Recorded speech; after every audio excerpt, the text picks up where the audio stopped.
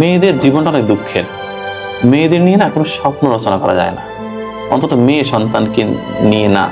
কেননা মেয়েরা আসলে তার জীবনের কোনো কুল কখনোই ঠিক রাখতে পারে না। বাবার সংসারে একরকম অ্যাটিচিউড করতে হয় তাকে, বিয়ে হওয়ার পরে স্বামী সংসারে গিয়ে আর এক রকম আচরণ করতে হয়, আবার বৃদ্ধ বয়সে গিয়ে ছেলের সংসারে গিয়ে আর এক রকমের রূপ ধরতে হয়। মানে বলে না নারী বহুরূপী, এই কথাটা না একটা পজিটিভ অর্থ আছে আমার কাছে। নারী যে বহুরূপী হবে না, নারীর না নিজস্বতা খুব কম হয়ে যায়। সমাজটা এরকম যে নারীকে বারবার মানে স্রোতের মধ্যে ঠেলে দেওয়া হয়। নারীকে অনেক কিছু সইতে হয় এই জীবনে, আমার মাকে যেমন সইতে হয়েছে। তো নারীর জীবনটা আসলে খুব বেশি যে স্মুথ এরকম বলা যাবে না।